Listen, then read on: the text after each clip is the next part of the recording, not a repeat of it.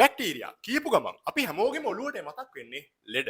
හැබැයි ඔබ දන්නවද මේ අපේ සිරුර බිලියන ගණනක් වූ බැක්ටීරියාවන්ට වාසස්ථානයක් වෙලා තිබෙන බව. බැක්ටීරියා අපෙන් ආහාර සහ වාසස්ථාන සපයා ගන්නවා. ඒ වගේම මේගොල්ලෝ අපිට අපේ ආහාර ජීර්ණය පහසු කරන්න, අපේ ප්‍රතිශක්තිකරණ පද්ධතිය ශක්තිමත් කරගන්න, අපේ ජීවිතේ පහසු කරගන්න අපිට උදව් කරනවා. ඉතින් අද වැඩසටහනේ මම ඔයගොල්ලන්ට කියලා දෙන්න බලාපොරොත්තු වෙන්නේ ප්‍රෝබයෝටික් සම්බන්ධව. මේ වැඩසටහනින් ඔයගොල්ලන්ට ප්‍රීබයෝටික් කියන්නේ මොකක්ද?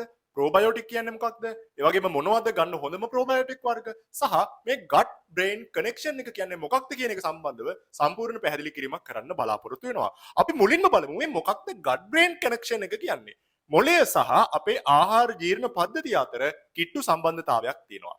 අපේ මානසික අවපීඩන තත්ත්වය කියන්නේ ડિප්‍රෙෂන් තත්ත්වයකටපත් වෙන්න අපි සතුටෙන්ද ඉන්නේ අපි දුකින්ද ඉන්නේ ඒ වගේම අපි කලබලෙන්ද ඉන්නේ මේ හැම දෙම මේ අපේ මූඩ් එක තීරණය කරන ප්‍රධාන සාධකයක් තමයි අපේ ආහාර ජීර්ණ පද්ධතියේ නිසි සෞඛ්‍යය. අපේ මොළයේ තියෙනවා කපාල ස්නායුව. එතකොට මේ මොළයේ තියෙන කපාල ස්නායුව වලින් 10 වෙනි කපාල ස්නායුව තමයි වේගස් නර්ව් එක.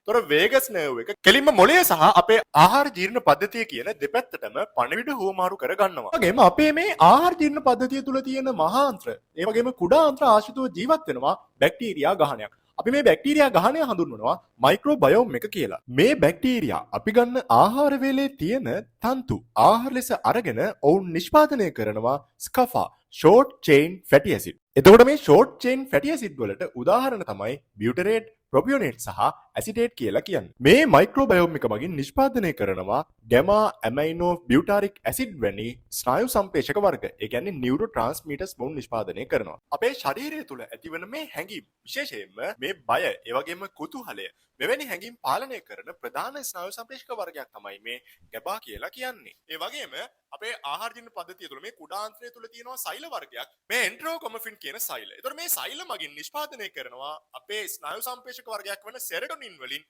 වැඩි ප්‍රමාණයක්. සෙරටොනින් මගින් තමයි අපේ මේ බවල් ෆන්ක්ෂන්. කියන්නේ අපේ ආහාර ජීර්ණ පද්ධතිය තුළ මේ චලන සිදුවෙන්න ඕන කුමන වේගයකින්ද කුමන ආකාරයකින්ද ඒ වගේම ඔක්කාර ගතිය ඇති කිරීම. දැන් මොකක් හරි ගැටලුවක් තියෙනවනේ මේ ඔක්කාර ගතිය ඇති කරන්න හේතු වෙනවා සෙරටොනින්.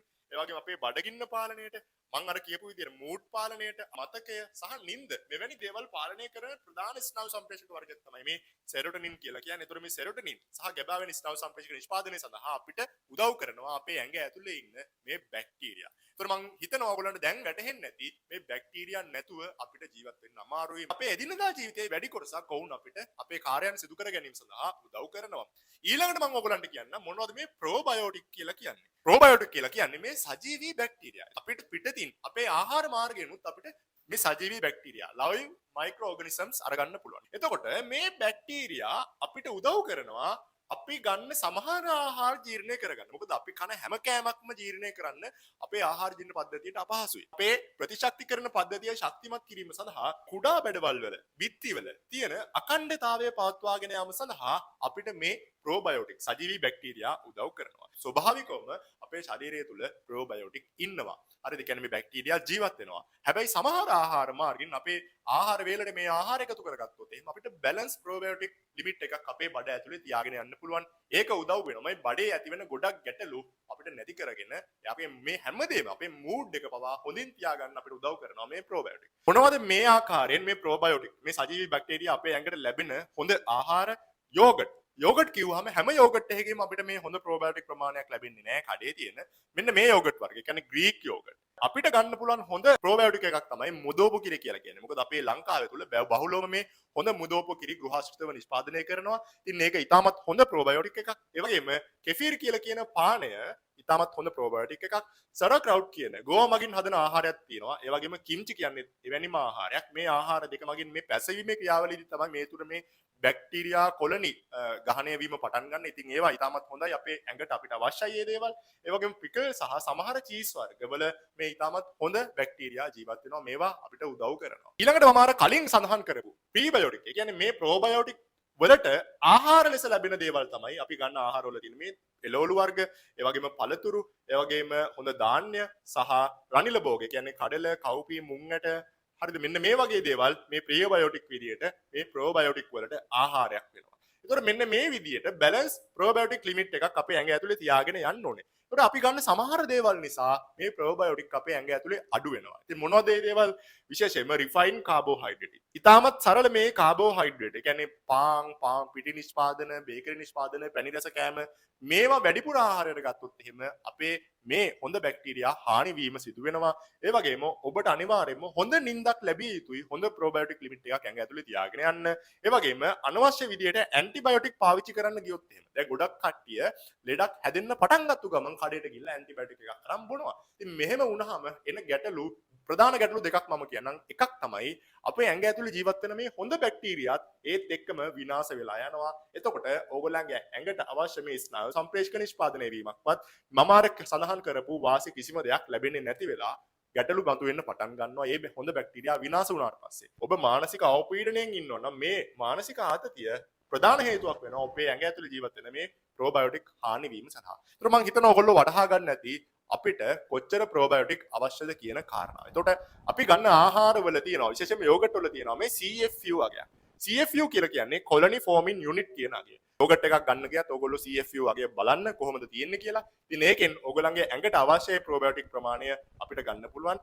හොඳම දේ තමයි ආහාර මම මේ කියපු ආහාර මාර්ගෙන් සහ අපි මෙන්න මේ දේවල් නතර කරොත් එහෙම ඒ කියන්නේ මේ දේවල් අපි හරි ගස්ස ගත්තොත් එහෙම අපිට හොඳ ප්‍රෝබයෝටික් ලිමිට් එකක් අපේ ඇඟ ඇතුලේ තියාගෙන මම අර කියපු මේ හැම දෙයක්ම අපිට ලබා ගන්න පුළුවන්.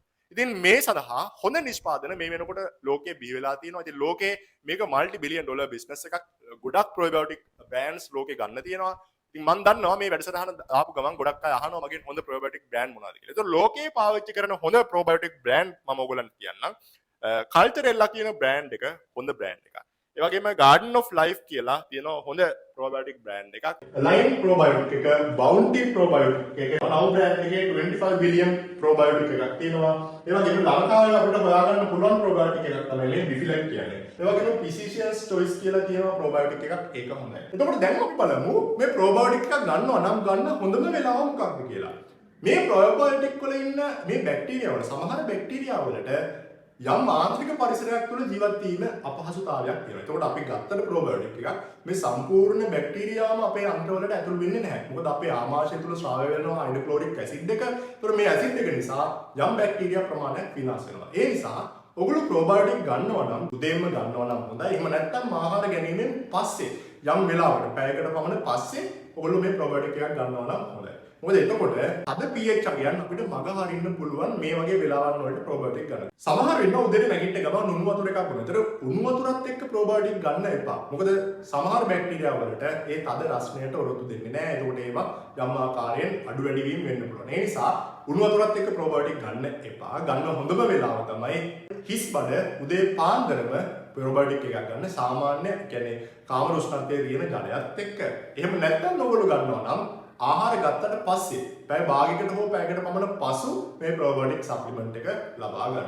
ඒ නෝන දෛනිකව ප්‍රෝබයෝටික් එකක් ගන්න හරි වෙලාවක් හදාගන්න. හැමදාම ඒ වෙලාවට ප්‍රෝබයෝටික් එක ලබා ගන්න. ඒතොර ගන්න සුදුසු කාල පරාසය ගත්තොත් එහෙම මාසයක පමණ කාලයක් ප්‍රෝබයෝටික් එකක් අරගෙන ඒක ඊට පස්සේ නවත්තන්න. මොකද දීර්ඝ කාලීනව ගන්න හොඳ නැහැ මේ ප්‍රෝබයෝටික්. ඒ කියන්නේ මේකේ මේ බැලන්ස් එක තමයි අපිට අවශ්‍ය. දැන් ඕගොල්ලන්ට ඇති වෙලා තියෙනවා නම් යම් යම් රෝගාබාධ. ඒ කියන්නේ අපි හිතමු බඩ පිපීමේ තත්ත්වයක් නැති වෙලා තියෙනවා. එමන් නැත්නම් මල බද්ධය වැනි තත්ත්වයක් නැති වෙලා තියෙනවා. ඒ වගේම මෙන්න මේ වගේ රෝගාබාධ වලින් ඔයගොල්ලෝ පීඩා විඳිනවා නම් ප්‍රෝබයෝටික් එකක් අරගෙන බලන්න කොච්චර දුරට මේ රෝග ලක්ෂණ නැති වෙලා යනවද කියන එක. ඒතොර ඒකෙන් ඔයගොල්ලන්ට සාර්ථකත්වයක් ලැබෙනවා නම් යම් රටාවකට හුරු වුණාට පස්සේ මේ ප්‍රෝබයෝටික් එක නතර කරන්න. මොකද මේක දීර්ඝ කාලීනව ගන්න හොඳ නැහැ.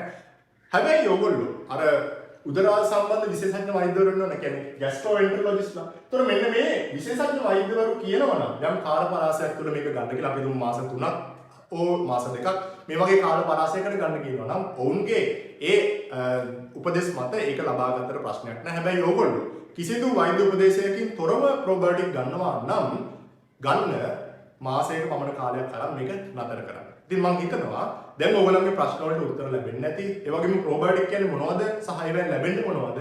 ගන්න හොඳ ප්‍රෝබයෝටික් බ්‍රෑන්ඩ් ගැනත් දැනගන්න නැති. එහෙනම් මම හිතනවා මේ වැඩසටහන ඔයගොල්ලන්ට ප්‍රයෝජනවත් වෙන්නේ නැති කියලා. මේ වගේ ඔයගොල්ලන්ගේ ජීවිතේට තවත් වැදගත් සමක් වැඩසටහනකින් අපි ඊළඟ දවසෙත් හම්බෙමු.